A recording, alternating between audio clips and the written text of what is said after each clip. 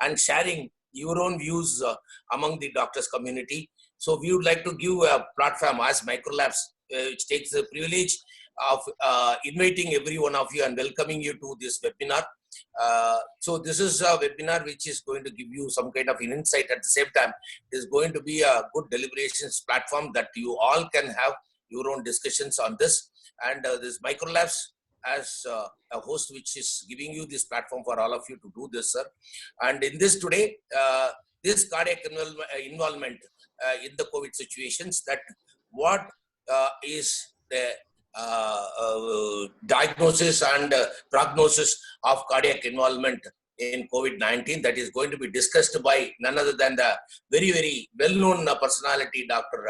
Vijay Bang, Professor Dr. Vijay Bang, who is the senior interventional cardiologist who is practicing in Leelavati Hospital in Mumbai. Also, he is the co-partner and co-director of ACT forum, and he is well known, and he has published many papers, and then he is also well known as a interventional cardiologist, and he has been with many of the cardiac forum as a speakers and chairperson and everything. So this will be the right time, and I don't want to take much of the time on this. As Microlabs, once again, thank you very much for accepting our invitation to be part of this webinar, sir. I invite on behalf of every doctor over here, I invite Dr. Vijay Bang to give this discussion to start on cardiac involvement. Sir, I welcome you, Dr. Vijay Bang. Thank you very much. In this COVID era, how we approach a cardiac patient is also changed. And so also the way we can greet each other is also changed. It's no more now handshake, it's only namaste. And you know that the COVID-19, this virus, has virtually, it's a global human and economic disaster. And the whole world at the moment is reeling under it. And just a virus which is not even seen. I have a quote from JAMA, April 13, 2020. The quote says that the COVID-19 pandemic represents the greatest global public health crisis of this generation. Potentially since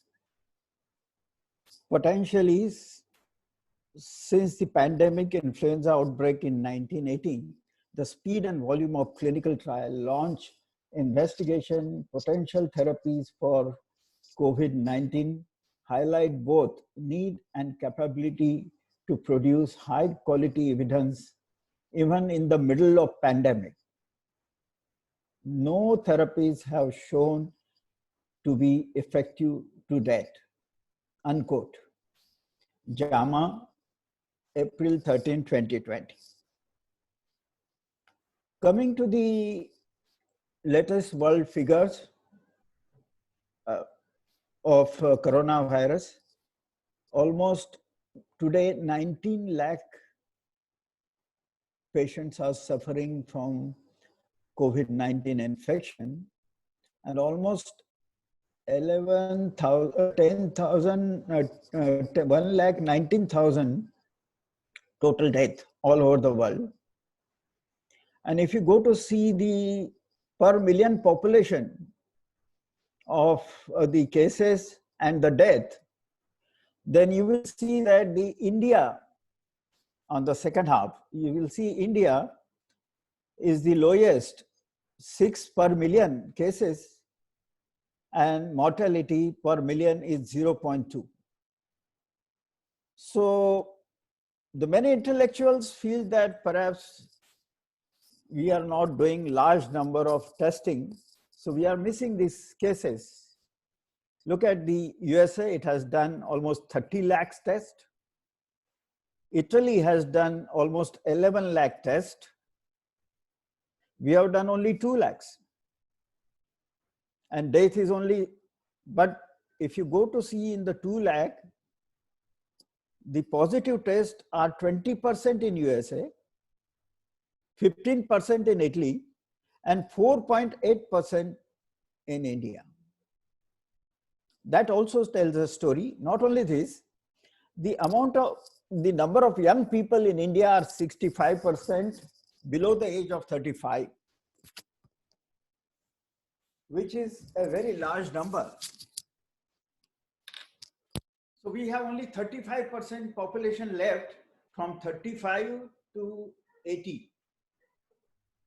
So maybe our population census I was looking at, it's only 7.5% are 60 plus in India.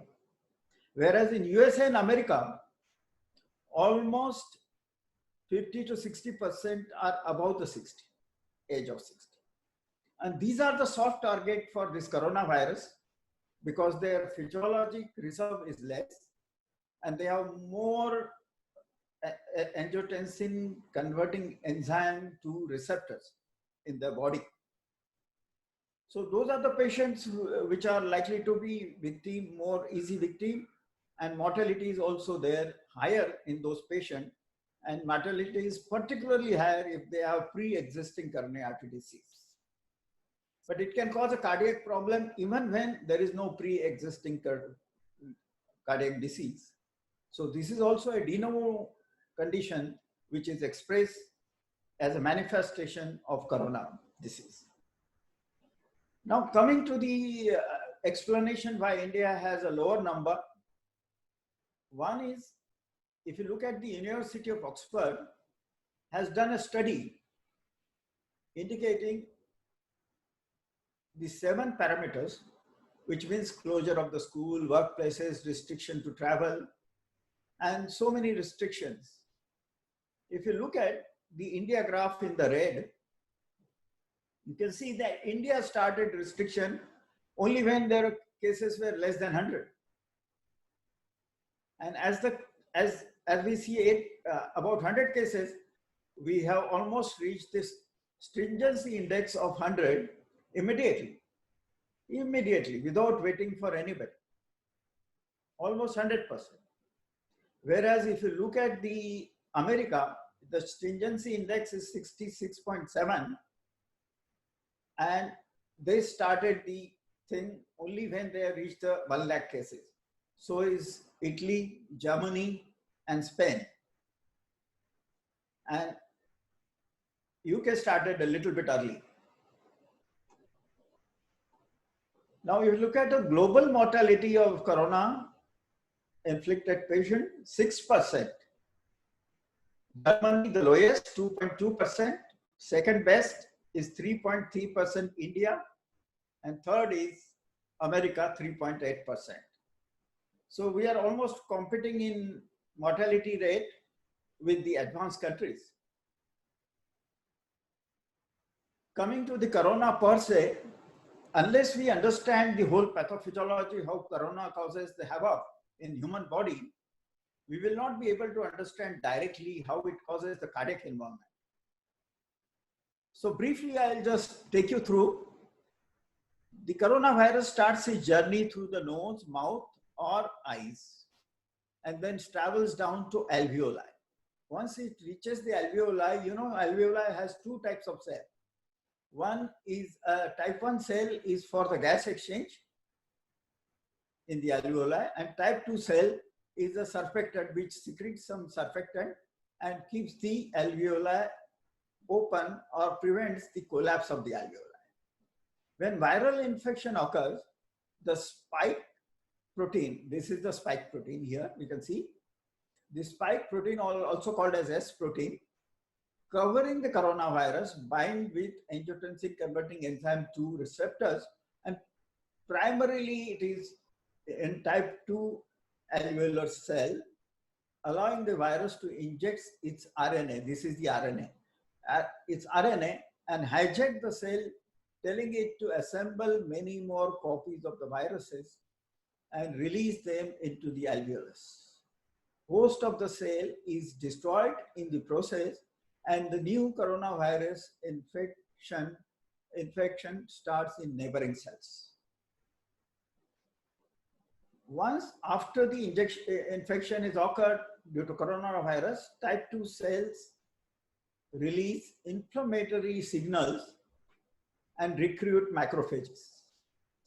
You remember macrophages are immune cells, and macrophages in turn releases cytokine, which causes vasodilatation, which allows more immune cells to come at the site of the injury and exit the capillary. And at this stage, we see mild symptoms of cough and fever. As the fluids start accumulating inside the alveoli, and the fluid dilutes the surfactant, which triggers the onset of alveolar collapse, decreasing the gas exchange and increasing the work of breathing. At this stage, patient starts feeling shortness of breath, pneumonia develops, X-ray shows ground glass appearance, and even HRCT shows ground glass appearance. Once the patient at this stage gets hospitalized, the neutrophils are recruited to the site of infection, release reactive oxygen species to destroy the infected cell, and at this stage, the secondary infection can occur.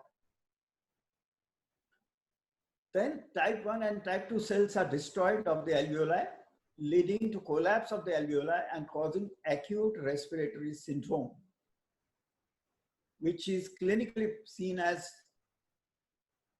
a patient may be on ventilator or life support because they are in respiratory distress. If the inflammation becomes severe, the protein-rich fluid can enter the bloodstream and can travel elsewhere in the body, causing systemic inflammatory response syndrome, and which in turn leads to septic shock and multi-organ failure, which is known to be fatal. And for them, the easy target is elderly person who's got less physiologic reserve, and their angiotensin converting enzyme receptors are large in number. The postulate to understand the biochemical mechanism at the simultaneously occurring after the infection, the coronavirus attacks angiotensin converting enzyme 2, and it also attacks the 1 beta chain of the hemoglobin once it enters the bloodstream. That recruits macrophages, which release cytokines, and once it gets bind to the beta chain of the hemoglobin, the porphyrin dissociate iron from the hemoglobin. The cytokine release leads to, as I said, systemic inflammatory respiratory syndrome, systemic inflammatory response syndrome, and the free iron causes powerful oxidative damage to the lungs. Cytokine and free iron toxicity causes inflammation of the alveoli and disrupt the gas exchange, which leads to hypoxemia. And this hypoxemia, the cytokine release also leads to multi-organ failure. The body, once hypoxemia occurs, the body compensates by synthesizing more hemoglobin, which is seen in the CBC as hemoglobin is high in these patients. The circulating iron load increases ferritin level. That's why ferritin levels are high in these patients. And this also causes excessive macrophages to engulf excess iron load. Then there is lymphocytopenia. Lymphocyte counts is reduced, whereas in Indians, the lymphocyte counts are high because of the BCG vaccine, because we also see 4 to 5 lakhs of patients dying due to tuberculosis in India every year. And this WBC differentiation favors monocytosis. This increase in iron and increase in hemoglobin causes increase in blood viscosity, which leads to micro and microvascular thrombosis and produces a picture like DIC. It's not DIC, but it produces a picture like DIC. Other side, there is a picture like ARDS, that is also not ARDS due to collapse of alveolar. So this picture is respiratory distress syndrome plus a cardiac failure, both together. Now, initially, when the infection occurs, if the immunity is strong, note this, the green bar, if the immunity is strong, then they don't even develop any symptoms and you don't even notice they have any, it may be just routine cough, cold, influenza, fever, and it may not be detected. Understandable. And overall immunity in India is high. The innate immunity, which is inborn immunity, which is high in India because of our diet and our genes. And then there is an adaptive immunity, which is developed due to BCG vaccines and so many vaccines and infections that we have in India. So our immunity is overall high. Younger the patient, higher the immunity. So 30% of them develop infection, but they remain symptomatic, don't even know, and mortality is 0%. Mild to moderate symptoms are seen in 55%. So no symptoms to mild to moderate symptoms is 85% of all influenza cases, coronavirus cases.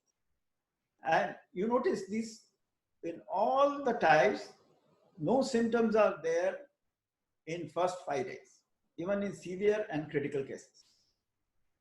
But here also the immunity is strong. They just recover, no mortality, 0% mortality. Whereas symptoms are severe, their immunity is low, they require hospitalization, mortality is 15%. Whereas critical patients, which are 5%, most of them are elderly with comorbidity. In 10% and severe symptoms and critical symptoms, most of them are elderly with comorbidity and low immunity. And the mortality here is 50%, 50 in critical symptoms. So we now know that it's only elderly that is at more danger and more susceptible to infection and even mortality. Now diagnosis is confirmed by RT-PCR, we all know, or antibody titer, IgM and IgG. The PCR becomes positive from day 1, and the virus load, as the days go off, the virus load increases. PCR sensitivity also increases about 12 days, it's maximum, and then it drops, and up to 28 days, PCR can be positive. But remember, when the virus load is low, PCR may come negative. So sensitivity is not 100% for PCR also. It may have a coronavirus infection, but the PCR is negative. So false negative is also there, even with the PCR. That is the point to remember. Then IgM start developing at 7 days, antibody titer, IgM antibody titer, peaks at 14 days, and then troughs become 0 at 21. Then IgM titer start rising on 14 days, peaks at 28 days, and it continue to remain for a long time in the blood. So looking at the sensitivity of various tests in detecting coronavirus infection, the RNA RT-PCR in first 7 days is only 67% positive. So 33% may be false negative. Similarly, 8 to 14 days, almost 50% are false negative. And 15 to 39 days, 45% is false negative. This is an average sensitivity report. This is not an individual patient, an average sensitivity. So if you take all the PCR results, then this will be the sensitivity. And total antibody titer gives the highest sensitivity, 90%, 100% after 8 to 40 days. And initial period, it is only 38% sensitive. And as the time passes, naturally antibody titer will give better positive results. So to understand, after the infection develops, there are 3 stages. Early infection, symptoms are minimum. Those are dry cough, diarrhea, headache. And CBC will show lymphopenia, increase in prothrombin time, and minimal increase in D-dimer and LDH, inflammatory markers. In pulmonary phase, patient becomes short of breath, have a hypoxemia, and in this, if you do chest X-ray, will show ground glass appearance. But if you see the procalcitonin level, which is a marker for infection, will be low or not. Then comes the phase of ARDS and systemic inflammatory response syndrome, shock and cardiac failure, in which CRP, LDH, interleukin-6, D-dimer, ferritin, all are elevated. Means once you have all these elevated, that means prognosis of this patient is not that good. You should remember this. And troponin and anti-proBNP also elevated, but that they necessarily not mean type 1 MI. Usually what we see here in coronavirus is type 2 MI, where demand is more than and supply is little less. It is not the supply which is problem like in type 1 MI. Various cardiovascular complications that we see are mostly seen in patient elderly with comorbid condition, with or without pre-existing coronary artery or cardiovascular disease. So commonly we see presentation as arrhythmia, myocarditis, acute coronary syndrome, venous thrombosis, cardiogenic shock, and heart failure. Now ACC, ESC, all the reputed cardiological societies of the world, they say that if the patient is hypertension, he's on receiving a S inhibitor or ARB, they can continue to do that. There was a lot of controversy whether ACE inhibitor and ARB to be continued or not. That controversy is now resolved. They can continue. And elective cases to be treated conservatively, means stable angina will go for conservative. Whereas acute coronary syndrome, only those STEMI with the higher risk and non-STEMI with the higher risk will be considered for the angiography and PCI. The rest will go for either lytic therapy or medical management. Here, the most important problem is protecting our health workers, hospital health worker. Protection of hospital health worker is very important, and this responsibility should be understood by provider and health system understanding that we have to protect our staff, give them a proper PPE, and whatever needs to be protected, they should allow them, and avoid elective procedures. This is a very important aspect. Avoiding elective procedure, only do emergency and routine procedures should be avoided. Now, various types of PPEs are recommended if you have a low chance of having a coronavirus. Nowadays, all patients presenting to the cardiologist, unless proved otherwise, are thought to be a COVID patient. So, if the history suggests that there was no travel history, there are no symptoms or suggestive of any infection or influenza infection like fever, cough, diarrhea, or any such thing, headache, then those patients, they can have a standard PPE. And in that, there is a goggle, of course, head cap, surgical mask, which is a 3-layered mask, waterproof gown, and disposable gloves and shoe covers. Whereas a patient who's, highly suspected to be having a COVID, then if he requires any procedure, then it is ideal that in addition to whatever the standard PPE has, this one also has a leg cover, that is waterproof boots, and N95 mask, not surgical mask, N95 mask. Whereas the enhanced PPE, that is high level of PPE protection, N95 mask is with respirator mask. It's so tight, no air can go in, but there are filters from where air can go in, so the the person who's wearing can breathe easily. Then whole body is covered overall with this kind of dress and leg boot. So all this and double gloves. Double gloves are common in both full and in enhanced PP. This is very important that we understand, and the even service provider, the hospital authorities understand that if doctors are working in the hospital, they should be also protected, nurses should be protected, other staff members should be protected. The commonest entity that we see is a myocardial injury, acute myocardial injury in corona patient per se, even when they don't have any pre-existing cardiovascular disease. The troponin level may be high, ECG may show some generalized STT weight changes, echocardiography may show generalized hypokinesia.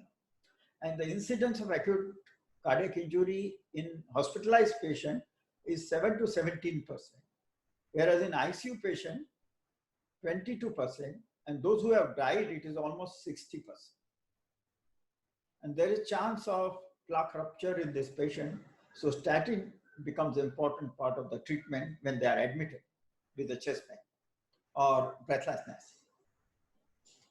Fatal myocarditis is seen in 7% of all patients who died due to COVID infection. And you can see a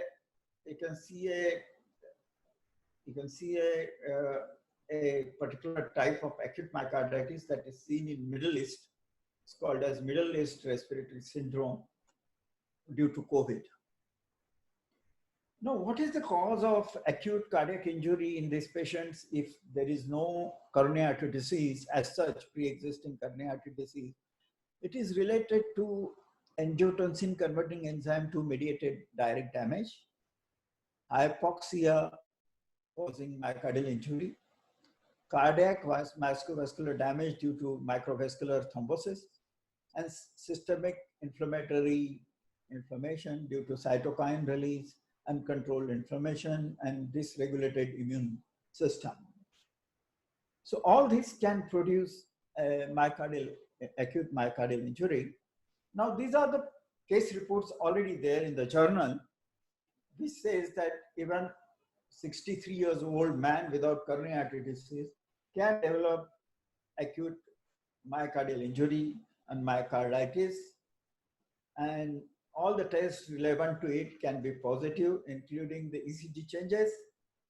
You can see that there are generalized ECG changes and minimal ST elevation in 2-3 AVF and minimal ST changes in V1 to V6.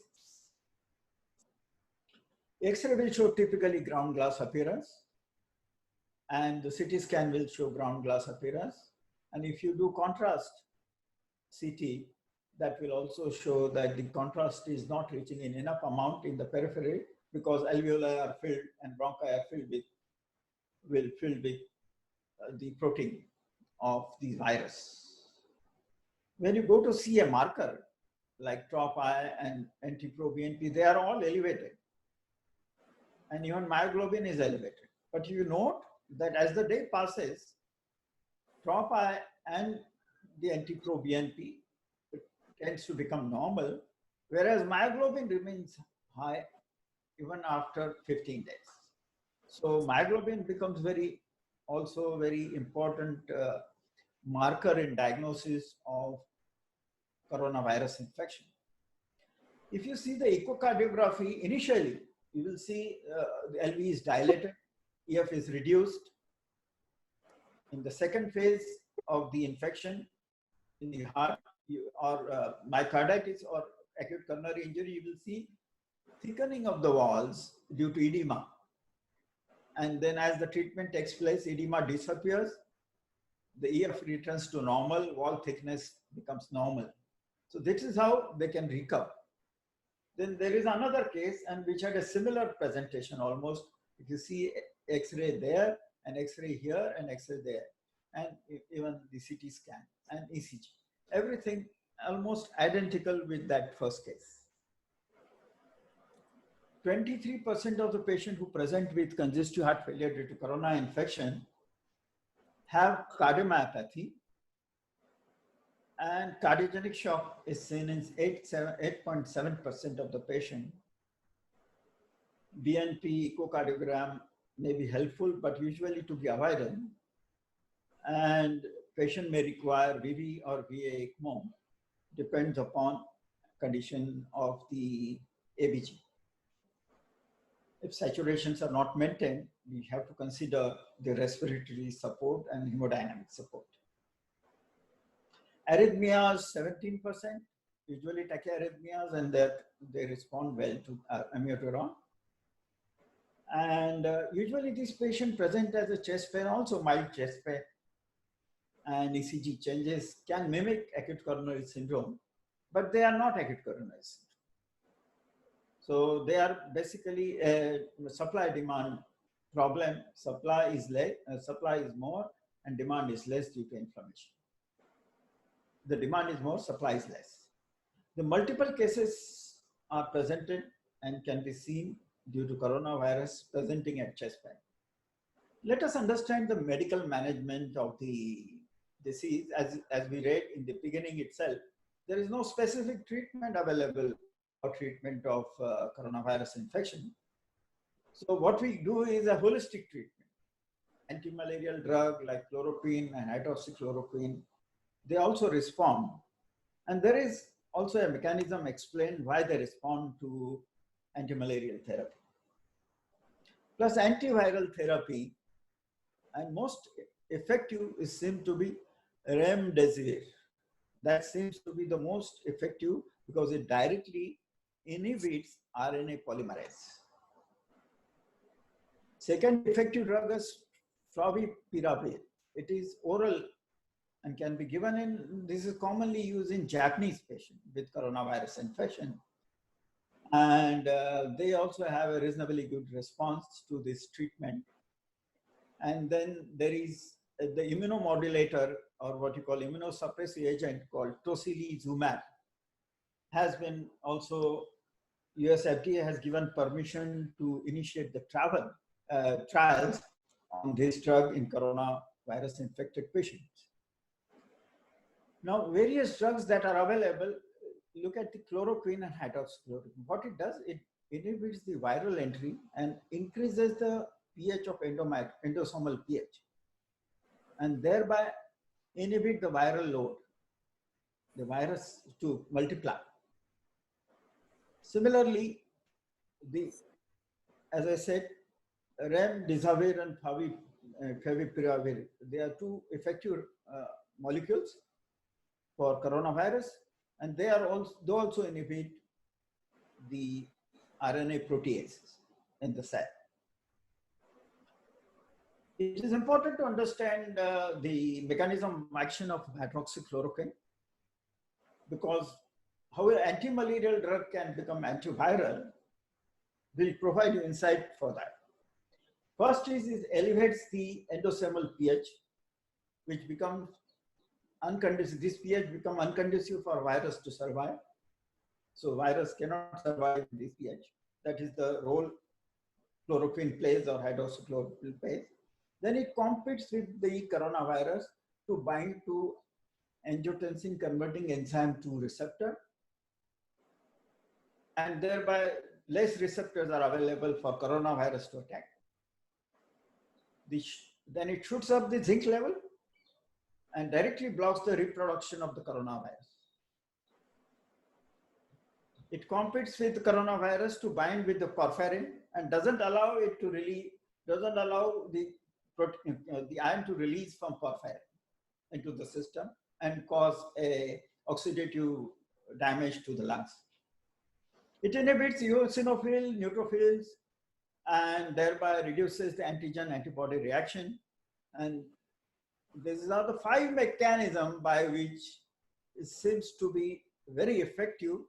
And those patients who received hydroxychloroquine have never become serious. This is a very important statement. Please note it. Now, antiviral drug remdesivir, the dose is supposed to be most promising drug currently, is given intravenous, 200 milligram initially on the day 1 IV, and then 100 milligram every day for 9 days. Favipiravir is an oral drug, antiviral drug. And if given early, this also gives good result. And 200 milligram tablet is there, 8 tablet BD for 1 day, first day, and then 3 BD for 13 days. Whereas lopinavir and ritonavir combination trials have been done, but they are disappointing, not very useful, not beneficial. Now, tocilizumab trials are going on, and these are FDA, US FDA approved trial underway, and we have to wait for the result before we can comment on effectiveness of this tocilizumab. Now, coming to again back to hydroxychloroquine, the dose is 400 milligram BD for day 1, and then 200 BD for 2 to 5 days. This is also an immunomodulator.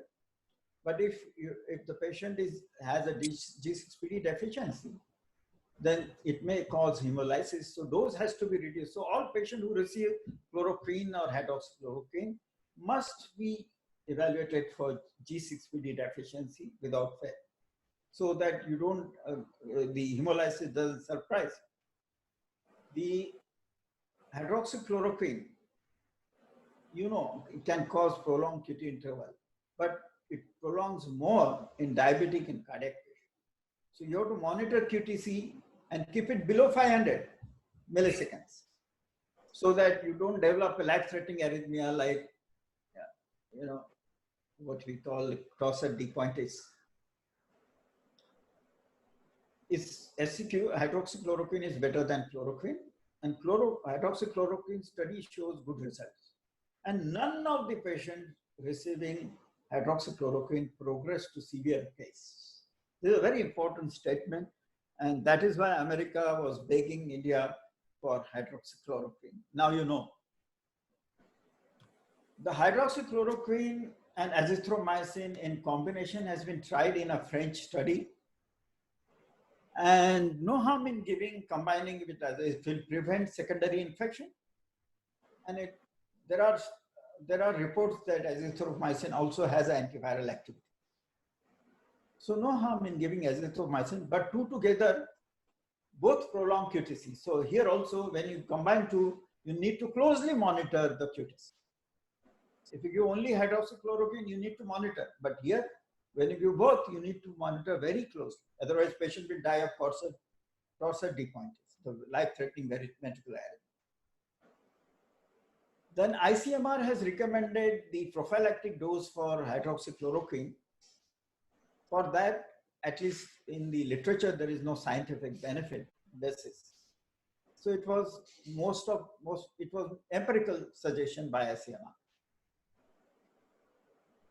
We have heard that convalescent plasma, when the patient is in after 21 days to 28 days, is a convalescent phase.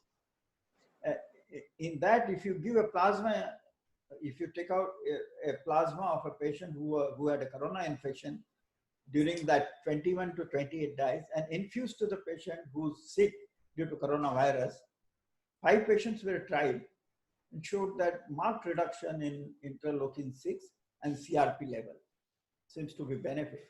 Then there are several antiviral drugs which are not proven to be beneficial, but have been tried in treatment of coronavirus. Then coming to steroid therapy is only reserved for very severe cases, severe coronavirus cases.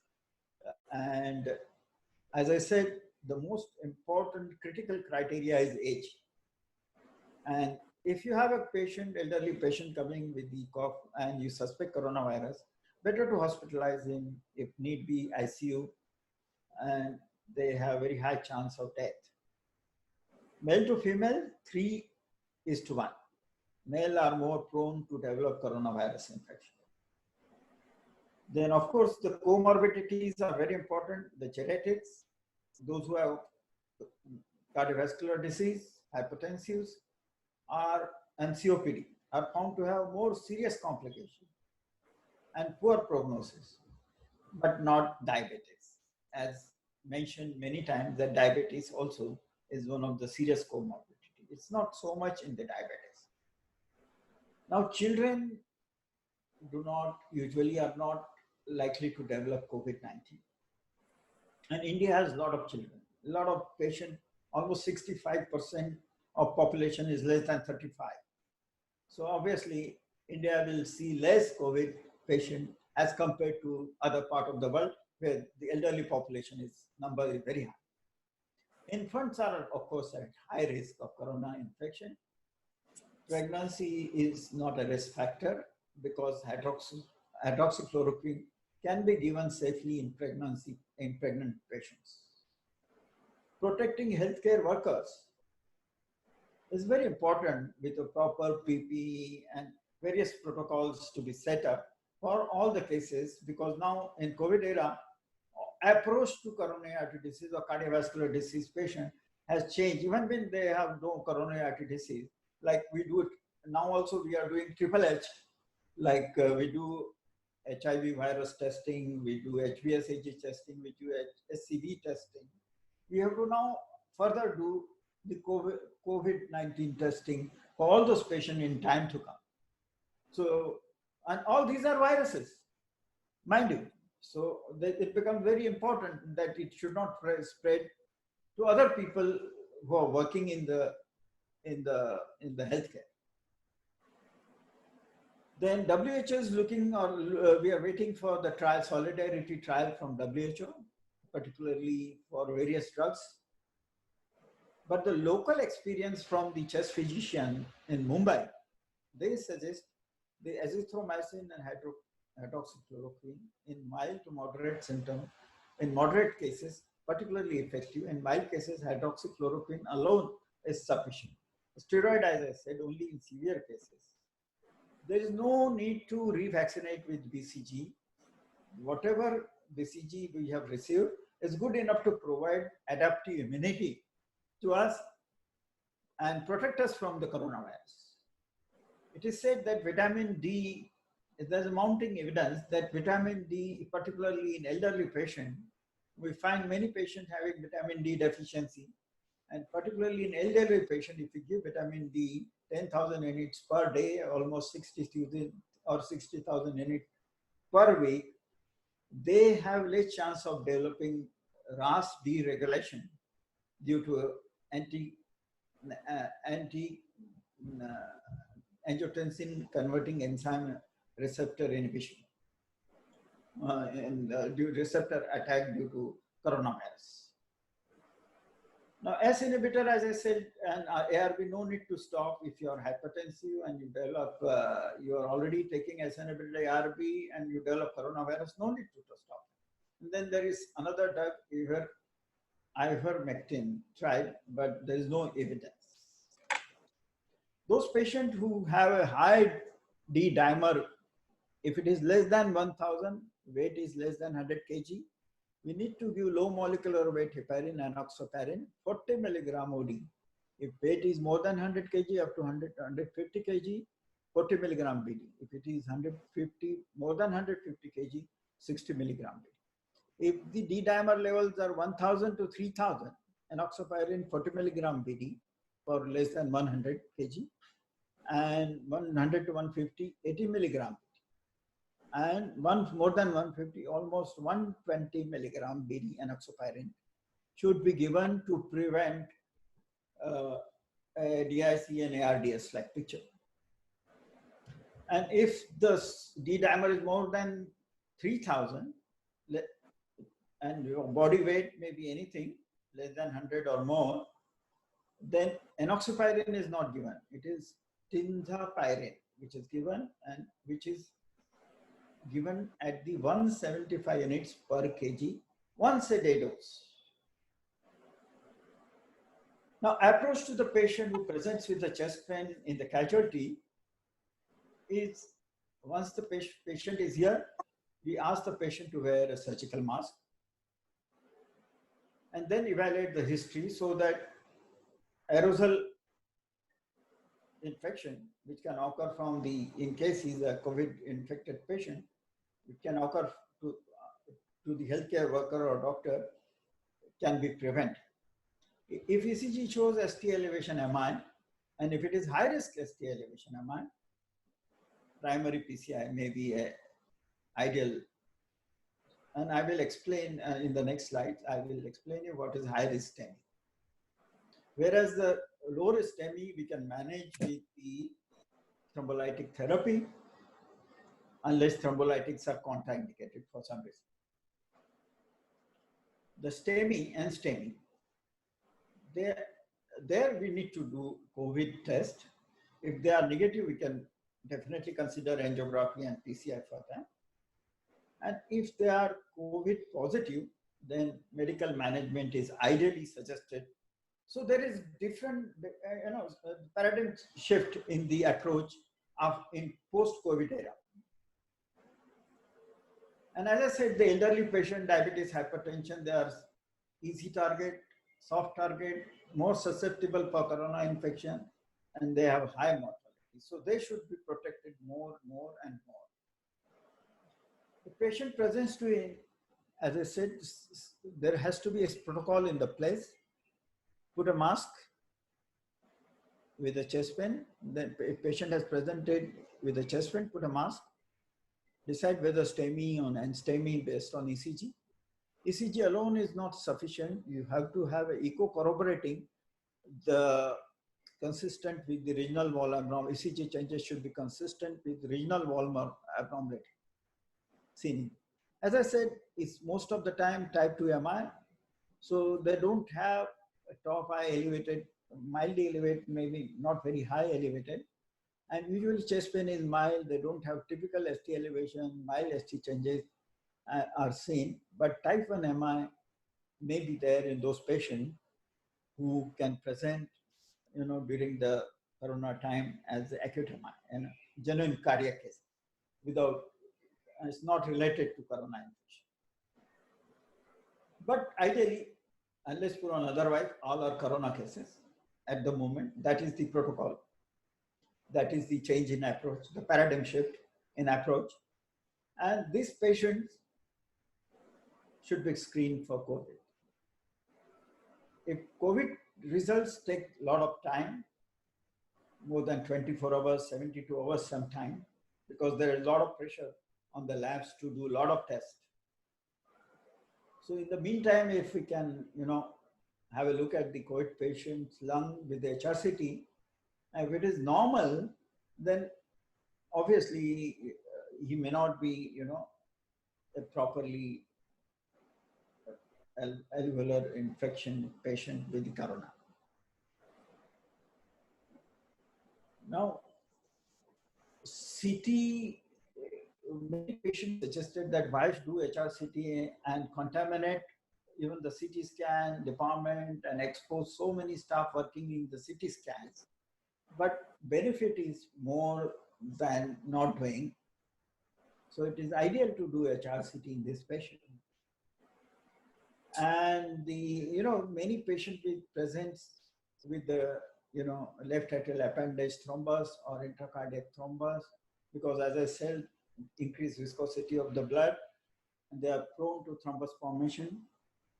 Then T is not a good idea because it causes a lot of aerosol problem and can infect the healthcare worker, doctor, or technicians. So it's better to do CT in them, even for detection of left atrial appendage thrombus or intracardiac thrombus. If the patient has a respiratory distress when he presents to the casualty, the first and foremost thing is avoid high flow nasal cannula, ambu bag ventilation, non-invasive ventilation like CPAP or BiPAP, because these are very aerosolizing procedures. Avoid. Intubation has to be done using rapid sequence intubation technique, using video laryngoscope. This is a very important step. We have to take this step to prevent aerolizing and infection to the health workers. If the patient requires CPR or intubation, better to shift in isolation room with a minimal staff in the room, and all are with full PPE. And then intubate the patient with rapid sequence intubation technique with video laryngoscopy. As I said, I'll tell you the STEMI high-risk or the criteria to say these are STEMI high-risk patients. Anterior wall MI, extensive anterior wall MI, hypotension, CLIP classes 2 to 4, cardiogenic shock, life-threatening arrhythmia, and delayed presentation more than 12 hours where lytics are not very effective. Now, if the patient is contraindicated for fibrinolytic due to various reasons we all know, those patients also, if they are high risk, they should be also considered for PCI. And low risk patient, we can give fibrinolytic. When PCI is done, of course, we have to follow the infection control program stringently, whether patient is COVID or non-COVID, unless and through. Otherwise, if the COVID test is negative, no problem. But until the result comes, we have to treat him like COVID positive. And then STEMI high risk is refractory angina, hypotension, heart failure, shock, and life-threatening arrhythmia. And this patient definitely needs an early angiography and they can be considered, but with the full protection. If you have 2 cath labs or more cath lab rooms, then you can keep 1 cath lab only for this and create a negative pressure. What is COVID-ready cath lab? Do you know? COVID-ready cath lab is a cath lab where there is a negative pressure air in the room. So when the door of the room, cath lab room is open, the air from the cath lab room doesn't traverse to the corridor and infect the people who are moving around there in the corridor in the cath lab. So this is that is what they call it a COVID-ready cath lab. Now, SKY has given a guideline, as I said. They say defer elective cases, definitely. It makes sense in the present scenario. Let the scenario settle down, let the test develop. Recently, I was reading, Canada has developed a test to detect the DNA, corona DNA, in just 1 hour. And they are doing 2 lakh tests per week in Canada using this particular technique. So once that becomes available in India, I'm sure like Triple H, we will also do so it becomes quadruple H. Do all the viruses study and rule out. The cost keeps going up for the patient, but can't help it. As I said, STEMI preferable is lytic and primary PCI only for high risk. So is for non-STEMI. Culprit vessel only. And all other procedures, if the patient requires intra-aortic balloon pump, transvenous spacing, pericardiocentesis, ECMO, all should be done in the isolation room of the ICCU with the minimal staff and minimal aerodization. Isolation room is also a negative pressure room in the ICC. Then infection control, as I said, appropriate PP, avoiding intubation in the cath lab, and clustering versus home hospital model of the stocking. Like SKY, even the Imperial College of London, National Health Services, has come out with the guideline during the COVID era to approach NSTEMI and STEMI in patients who are confirmed or low probability or moderate probability, almost similar approach, no difference. The only thing which is very interesting, if you have a patient presenting with ST elevation MI and his age is above 75, then you can try TNK half dose on him, okay? And we all know what is doses of TNK and altiplase. I don't have to tell that. In conclusion, the COVID-19 pandemic presents with the greatest global public health crisis of this generation. Potentially, since the pandemic influenza outbreak of 1918, the speed and the volume of clinical trial launched to investigate potential therapy for COVID highlight that both need and the capability to produce high quality evidence in the middle of pandemic, while the pandemic is at the peak in the world. It's not easy. It's very hard, very, very stressful. Unfortunately, at the moment, no therapies have been shown to be effective or antidote for the virus. A vaccine is also not developed. There's one interesting fact that I would like to share with you. And that fact is that the structure of the RNA of the coronavirus is like a HIV virus. And you know that so far, scientists all across the world are unable to develop vaccine against HIV. Although they are claiming that they will be able to produce HIV virus vaccine, anti-HIV virus vaccine by 2030, 30. So this is going to be a challenge here also, because it has a structure similar to that of HIV. So what we need to find is a proper antidote. Like we have a HIV proper antidote, proper antiviral drug. Similarly, we need to have a proper antiviral discovery of proper antiviral drug against corona. Thank you very much, and stay home, stay safe. Good luck to you all. If any questions, I would like to answer them. Yes. Sir, in the question answer itself,